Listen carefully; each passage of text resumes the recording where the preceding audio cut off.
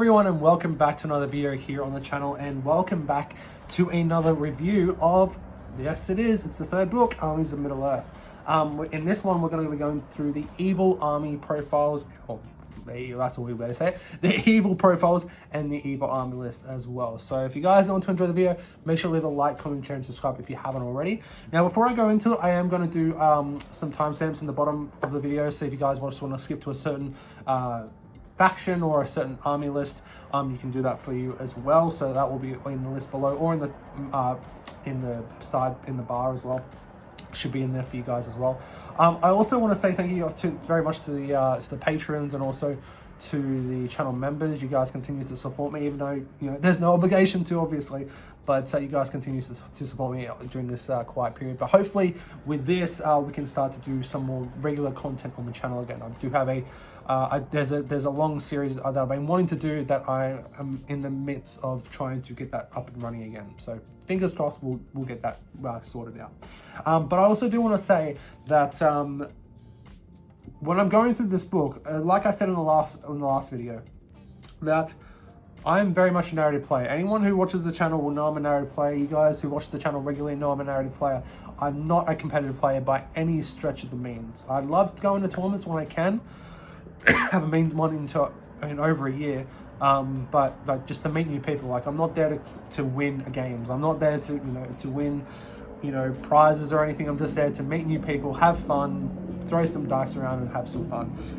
And I love to take narrative lists, and I love to make narrative boards, and that you guys know this already. So when I'm talking about these profiles, don't expect a competitive edge to this. I'm looking at this compared to how they are narratively, how they work, how they work narratively as well, and how narrative the rules are as well. So if you guys are looking something forward to competitive wise, maybe go to another channel. But if you want to hear my honest review and thoughts about it, about the narrativeness, the fluffiness of the rules in here, this is probably the right channel and the right video for you. So there we go, guys. So I just want to get that out of the way, just in case you guys were wondering. I'm not a narrative player by any means. The Umbar and Harad stuff in here, I've never even played. Sharky's Rouge, I've never even played. I never even owned Scout the Shy. So some of these profiles I have never seen. Some of these I don't even own. A lot of these models I don't even own as well. So don't expect a big comprehensive review of those models, but there we go. So just want to get that out of the way just to make sure you guys know. But let's get straight into it, guys. So here we are, guys. We are at the Forces of Evil. So we're going to get straight into it. So first off, we have Mordor. As I said before, guys, there will be some timestamps in the below or the little bar right here. So you guys can skip to wherever you guys want to see. So first up, we have Mordor. So we have the nice little emblem here. Then we come on to the Mordor Siege Bow. So pretty much has stayed the same.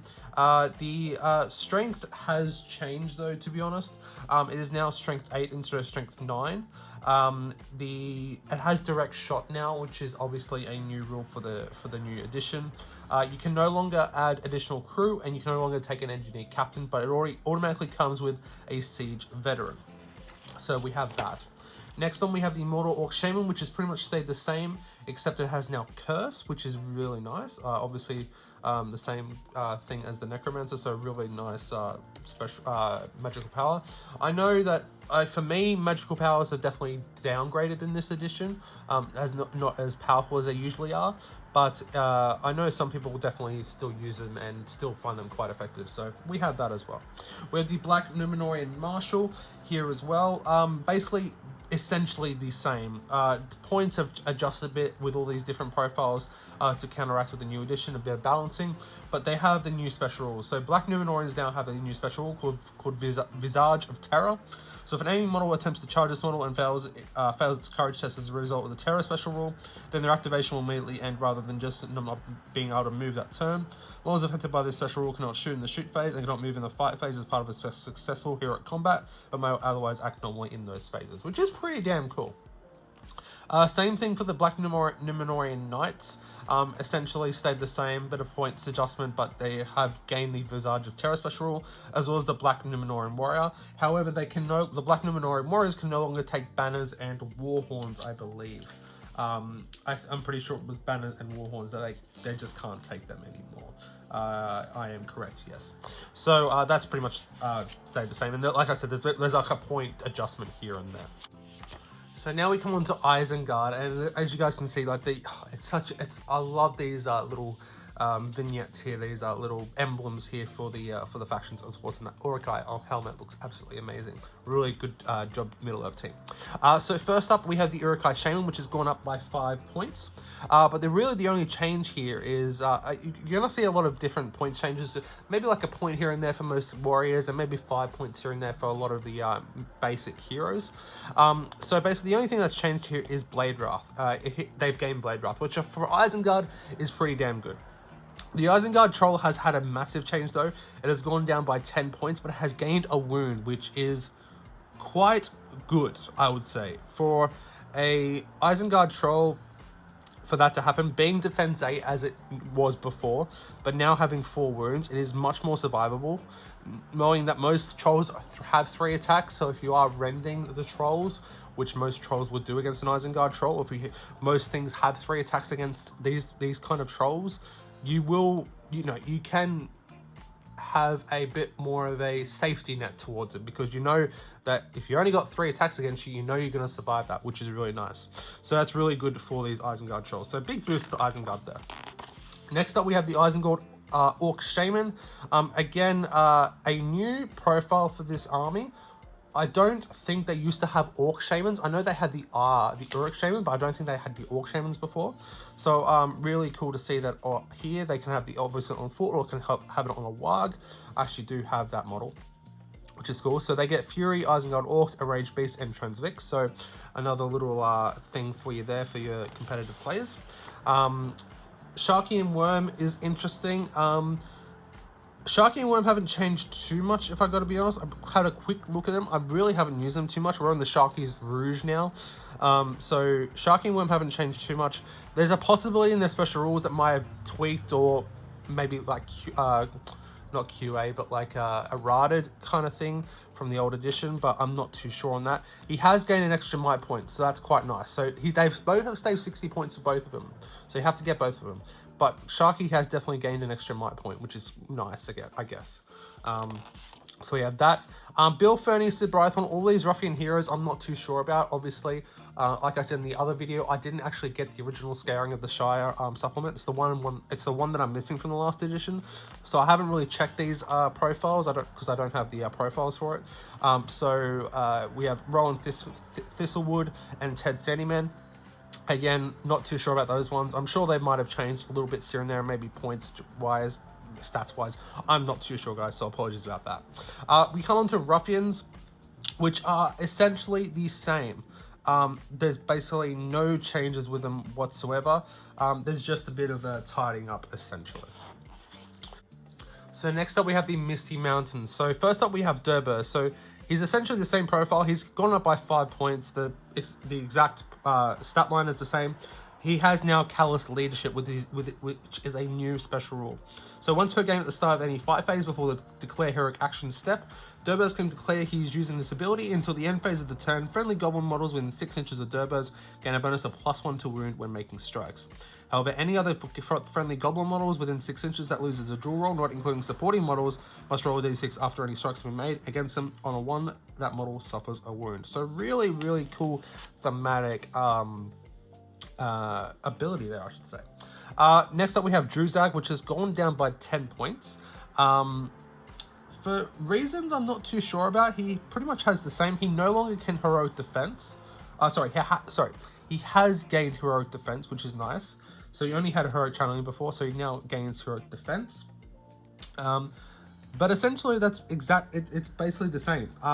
He does gain Withering Vines, which of course is a new magical power for this edition. Bat Swarms are essentially the same. I don't think they've changed at all. Even their points value, no, they're exactly the same. Same awesome special rule. I know some people like them, some people don't. you know, they're not to go on 1v1s against other heroes. Or you know, against anyone really. They're basically gonna die. They've only got a fight value of 1, which I think they had before, if I'm not mistaken. Or was it 5 value 2 they had before? Let me just quickly check here, guys. No, they had 5 value 1 before. For some reason, I thought they had 5 value 2. Which probably be a lot better. But obviously they can engage in a combat. They halve the opponent's fight values, which is really nice. So obviously you want these to go up with other heroes or with hordes and go up against other heroes and completely decimate them, essentially, especially with the increased fight values now. Going from, I also think it rounds up, so Aragorn going from fight 7 down to fight value 4, essentially. You can definitely do some nasty tricks with the Bat Swarm still, which is cool. Mori Goblin Shamans are essentially the same again, just a few different points changes again with most of these profiles. And they now gain Instill Fear, which I don't believe they had last time. No, they only had Fury and they had Transfix. So Instill Fear, interesting ability for a Goblin Shaman. It can be useful, I guess. Would I ever use it? I'm not too sure. But you know, there we go.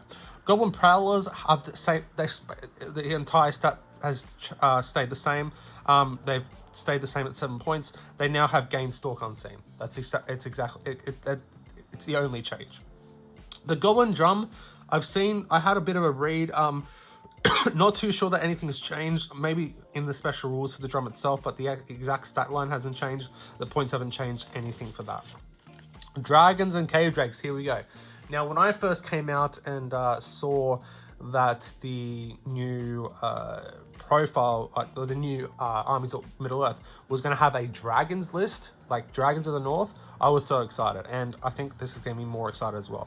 So Dragons have dropped by 50 points. They were originally 250, they now have 200 points. They now have essentially the same stats. So they still strength 7, defense 7, 4 attacks, 7 wounds, and essential courage, and obviously initiatives. Not initiative. Intelligence is a new characteristic here, but they have increased a 5 value to 8. They've gone from fight 7 to 8, so you're still going to be beating out Aragorn. You're still going to be beating out Elrond and all that cool stuff. What's a shame though is that they've lost Heroic Strike. That can be a problem, especially against Aragorns.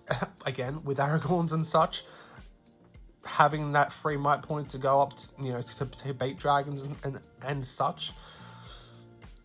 But when we get to the army list later on, I think I would be very tempted to try and do a dragon-ish type of list. I don't own a dragon. I don't own the Cave Drakes. Always wanted to own one of these, even though the models aren't too great. Would love to see a new dragon model. I know there's a lot of 3D printing stuff out there, but for Middle-earth, I'm not too fan of 3D printing stuff. I think that's a whole nother conversation in on itself. But obviously, as before, we can gain 2 options for the dragons. So yeah, Breathe Fire, Fly, Superior Intellect, which is new, Tough Height, and Worm Magic. Now, all of them are essentially the same. So obviously, Fly, you can fly 12 inches. Breathe Fire has changed. You no longer have to spend a will point to use it. It's now like a bow shot, which is really nice. So obviously, they only have 3 will. The really bad thing about dragons before is that, they could only breathe fire for so long. That's why Smaug was so good, because he could obviously spend a free will point per turn, and obviously he could breathe fire every turn in that sense. Now you don't have to spend a will point to breathe fire, which is really nice. So that makes breathe fire much more of an option now. Superior Intellect is a new one, so automatically passes any intelligence test it's required to take. Additionally, each time the dragon spends a might point, roll a d6 on a 4+, the might point is free and does not reduce the dragon's store of might. Really nice. That's basically a 50-50 chance that you're going to get that might point back, which is cool. It's a shame they don't have Heroic Strike, because I'm guessing that's why they didn't have Heroic Strike in this new edition, because you're basically getting half of your Heroic Strikes for free, which would be insane. Tough Hide is the same, goes up to Defense 9, and Worm Magic, Dragon gains a free will point, which I don't think... It had Worm Tongue before, and it's basically got an extra magical power here, which is Foil Magic, which is kind of cool, to be fair. Cave Drake, so yeah, dragons I think are really cool. I've always wanted to try a dragon list, and I think with the new dragons list, the Dragons of the North, I think you definitely could be able to I don't know if it's competitive or not. Again, I'm not a competitive player, but just for the cool factor, I would love to take an all dragon list. I think that'd be really cool, really, really fun. Cave Drakes have stayed the same points. Really cool. They're essentially the same profile. I think they are exactly the same profile, except again, like the dragons, they have gained an extra fight value. So they've gone from fight value 6 to fight value 7, which is nice. And they've got exactly the same. Obviously, they got the few extra special rules from the new edition. So dominant 4, large target, that kind of stuff. But they've also gained cornered beast. So if a Cave Drake loses a dual roll and it's trapped, then after any strikes have been made against the Cave Drake will lash out. When a Cave Drake lashes out, any model's friend or foe that were engaged in combat with it or are within 1 inch of it will immediately suffer a strength 4 hit, which is very cool. Yeah, I've never used a Cave Drake, never been up, fought against it, never used it, but would love to use it because that gave me more ability. I would love to use that. And I assume you could definitely do some shenanigans with that for sure. Next up, we have the Fallen Realms. Now, most of this we're going to skip because I've already done this in a PDF when the Rise of Angmar came out for those profiles. So Gullivar, Berta, the Hill Trolls, the Shadow of Rudon, Nazdak, the Shade, Barrow Whites, Angmar Orc Captains, Angmar Orc Shamans, Angmar Orc Warriors, Angmar Wild Riders, Wild Wild Chieftains, Wild Wilds, Werewolves, Aldrak, Freysh, I still don't know how to say that, Captains of Kharndoom, and Warriors of Kharndoom.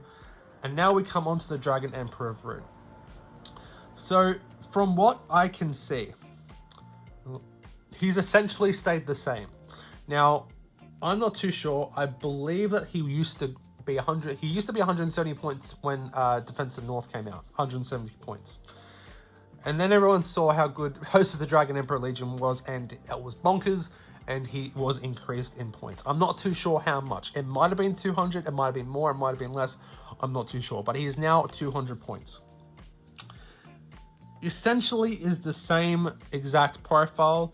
There's only a few different things that I can notice that has changed with it, and I will get that up for you guys now, because I want to make sure, because I did read this just before this video actually, so I could get this right for you guys.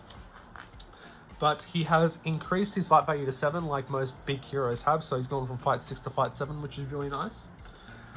He has, like I said, essentially the same profile. All his main stuff is the same here. Again, bit tweaking here and there to coincide with the new edition with the special rules and stuff. The Palanquin has changed with one exception that I can see. And that is friendly Easterling models within 6 inches of the Royal Palanquin who can draw line of sight to it may reroll to wound rolls of a natural 1 when making strikes.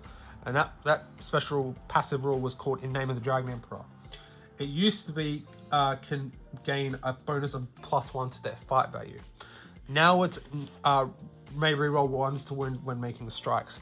I think the reason that they've done this is because later on in a couple of other profiles, there's other reasons to gain +1 to fight values. So I don't think they want to keep sacking, because that would be mental. Black Dragons would fight 6, would be absolutely mental. But yeah, he's obviously a very cool model. I've got him. Never used him, except in narrative games. Again, as I've said before, I'm a narrative player. But yeah, it's nice to see that the Eastlings have finally got all this stuff back, which is very, very cool. Next up, we have Amdur. Again, I couldn't see much change. He has gone up by 5 points. He's gone up by another fight value, so he's now fight 7 instead of fight 6. His active ability is the same, except he now is basically a mini Aragorn. He's basically got a mini Anduril.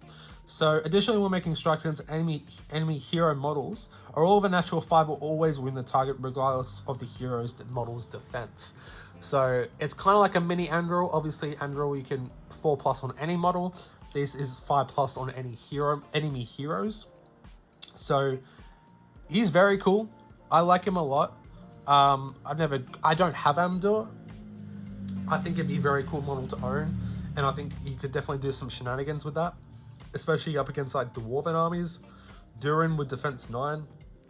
You know, all those stubborn dwarves. Amdo can just go around and killing people, which would be very cool. He's obviously got some special rules to go along with the new edition. Like I said, General Hunter is a new one. Like, yeah, we all know that. And obviously the horses have obviously gone up.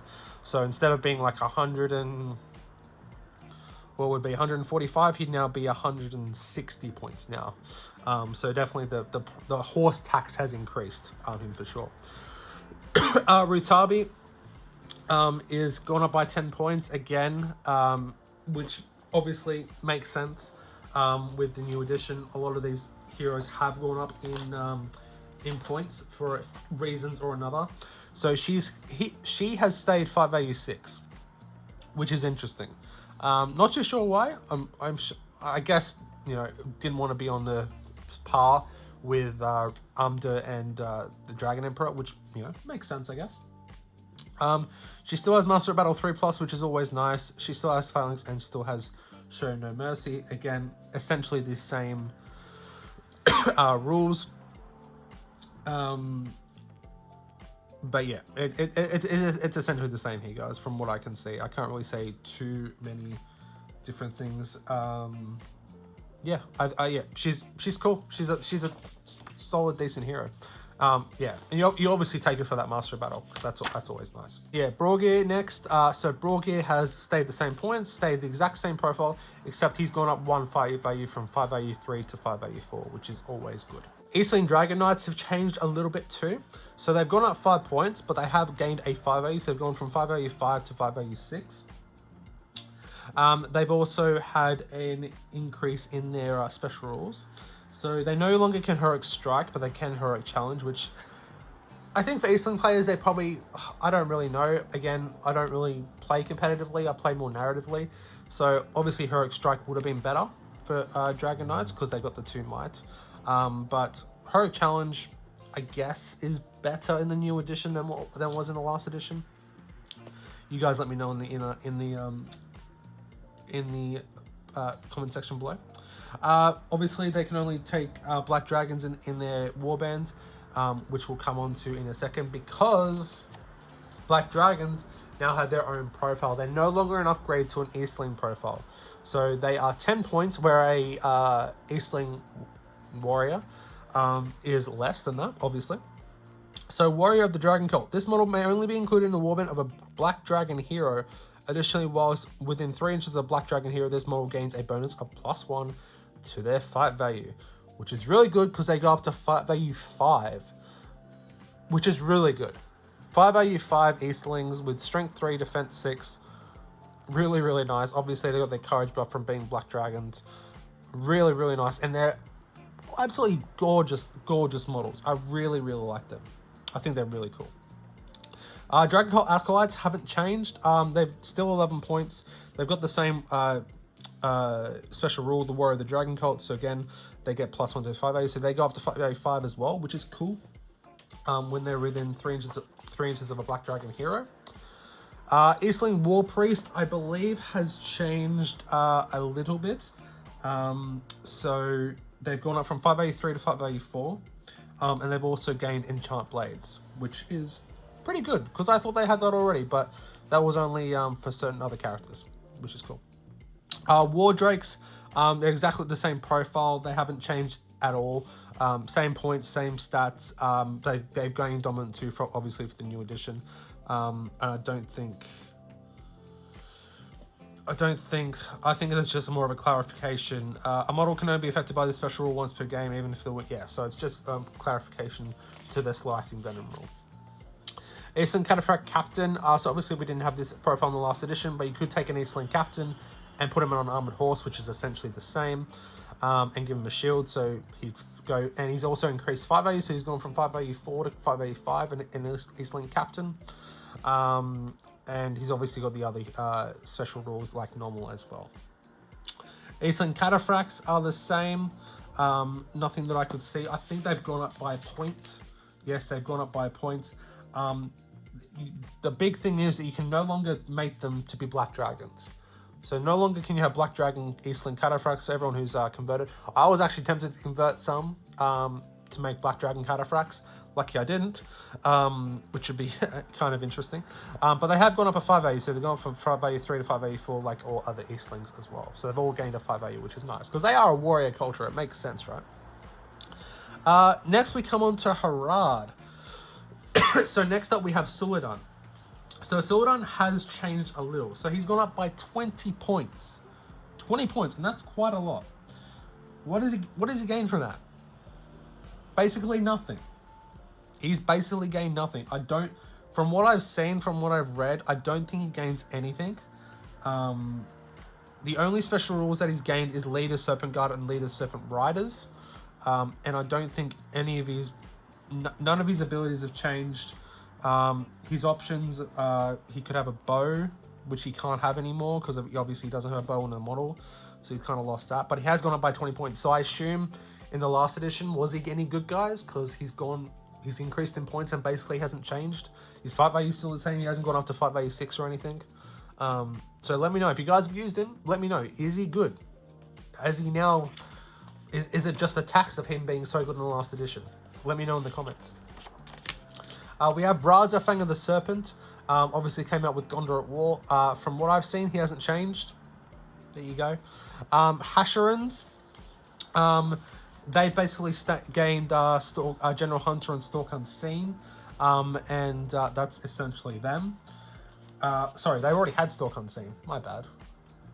No, sorry. They've gained General Hunter and Backstabbers. That's the one I'm thinking of. Sorry about that, guys. Yeah, so they've gained General Hunter and Backstabbers.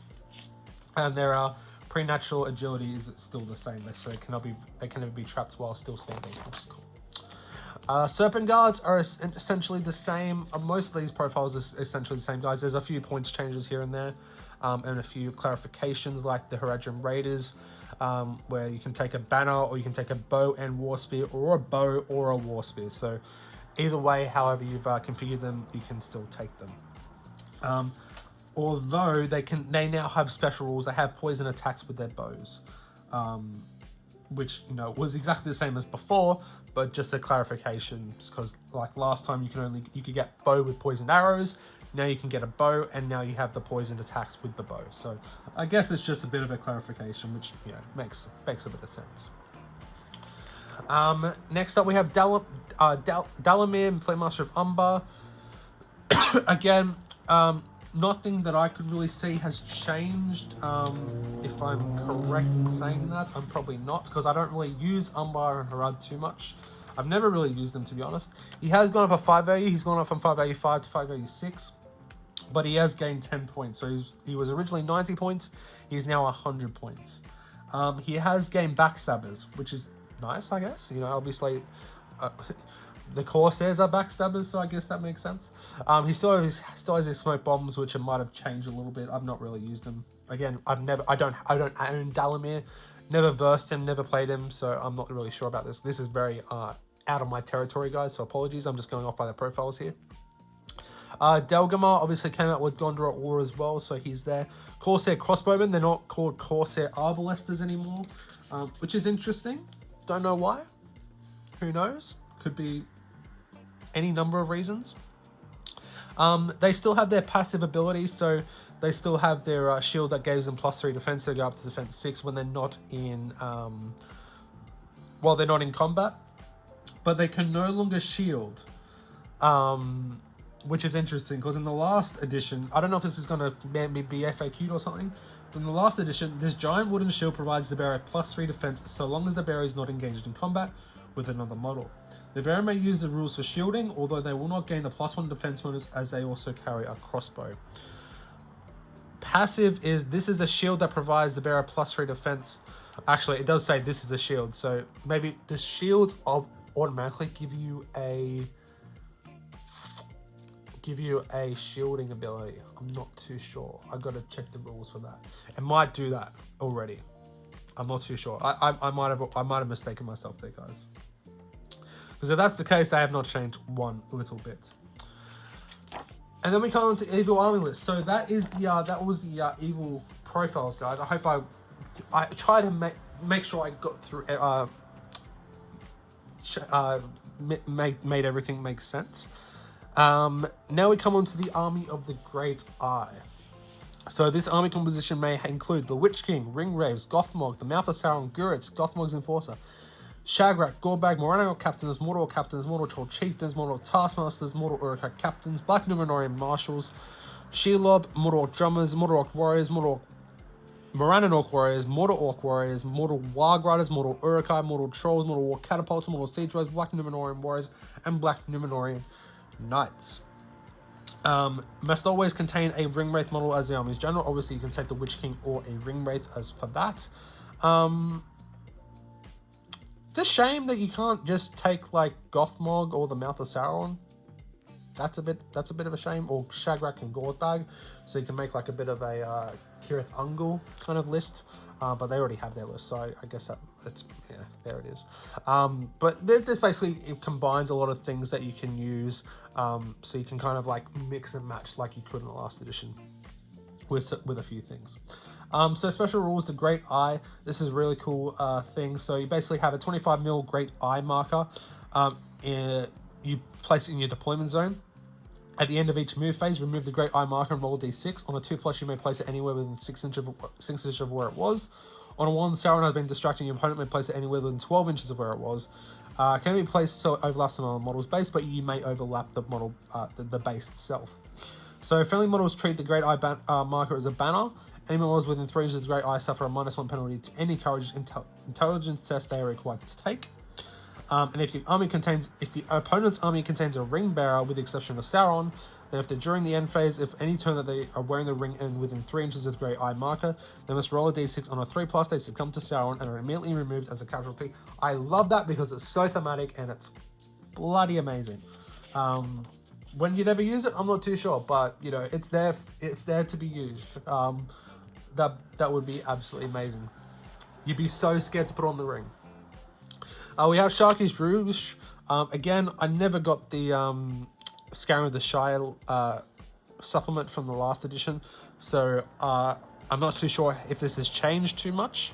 You guys can let me know in the comment section below. You can take Hobbit Militia in here. I did not know that. Could you do that in the last edition? Let me know. That's very cool though.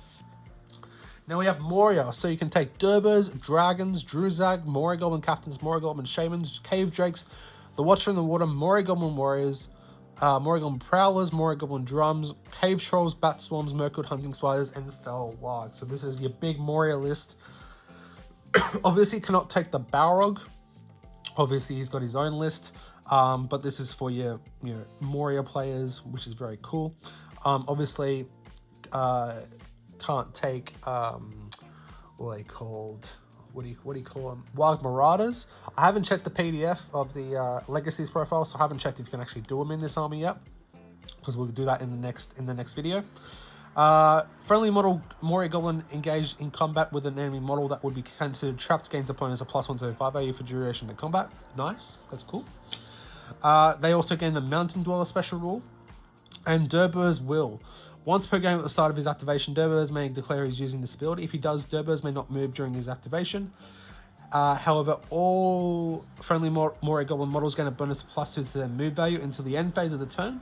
Additionally, in a turn in which Durburs will use this ability, all friendly Moria Goblin models within 6 inches of him automatically pass any courage test required when attempting to charge a model with the Terror special rule. Cool. You know, if you want to get onto those objectives, because obviously goblins are a bit slower than normal models. Cool. It's probably I don't know when you'd use that ability, to be honest. I'm sure you could use it in a certain situation. That's cool, though. Dragons of the North. Here we go. This is an awesome list. You can take dragons and cave drakes. So a Dragon of the North army must always contain a dragon as the army's general. That makes sense. So we'll start with Beast of Legend. The dragon that is your general may select up to 3 options rather than the usual 2. Very cool. So for me, what would you do for that? I don't know. Supreme Jealousy. Each dragon in your army must have a different combination of options. Dragons that have no options do not count for the purpose of this special rule. Very cool. Makes each dragon unique, I guess, which is kind of cool. So you can take you know, breathe fire and fly, and, you know, fly and super intellect, but you can't take two of the same, but you can take one, swapping over, essentially. The Dragon's Horde. Each time a friendly model slays an enemy model in combat, they may roll a d6. On a natural 6, which is very hard, they have located some gold upon the body of the fallen and claimed it for themselves. Keep a note of how much gold each model claims in this way. Friendly models gain the following benefits depending on how much gold they are collected. These benefits are cumulative. 1 gold equals the model may reroll a single wound roll when making strikes. May reroll a single to wound roll when making strikes. Yeah, okay, yeah, that makes sense. I was thinking when making strikes, so like when the dual roll. No, that's completely different. So reroll a wound roll, which is cool. 2 to 3, model may reroll a single d6 during a dual roll. That's cool. That's nice. 4 to 5 gold, the model gains the Fearless special. Awesome, because it makes sure you know their survival instincts won't affect them. 6 plus gold. At the end of the game, the controlling player will gain an additional 1 victory point. This can overtake the army's total number of victory points above 20. Again, that's more of a competitive thing for me. But the other ones are absolutely awesome. They are so damn cool. You definitely want your army's general get there. And I reckon against Horde armies, you probably could do it. The problem is the natural 6. It's not like every model then you gain a gold. Like, you have to roll that d6, and that's always the trouble. You could go a whole game without rolling a 6, and that's a bit of a shame. But, you know, you get up to at least 2 or 3, and, like, you know, the dragons get stronger as they find more gold, which is very cool, very thematic as well. I'd love to give this list a go. I think it'd be super awesome. We'd love to do it. Host of the Witch King, again, we looked at this in the other PDF when that first came out. I haven't released that yet, so if you guys would like to know that, let me know in the comments below if you guys will still want to see that video. Wapaka Bangma, Army of Khan Doom. Now we come on to the Eastlings. Seem very much the same as the normal Eastlings. So you can take Amdur, Eastling Captains, Cataphract Captains, War Priests, Dragon Knights, Warriors, Cataphracts, Warriors, Black Dragon Warriors, Dragon Cult Acolytes, and War Drakes. Must always contain Amdur as the general. No quarter was asked, so that's exactly the same as the old Eastling army rule. Press the advantage. When the army is broken, friendly Eastling hero models gain the Fearless special rule. When the enemy army is broken, I should say. And friendly models gain the Ancient Enemies Gondor special rule. So, very specific. I guess you do see quite a bit of Gondor around, so it would make sense quite a bit. But it's not. Again, it's nice to see that Eastling players have got their full force back.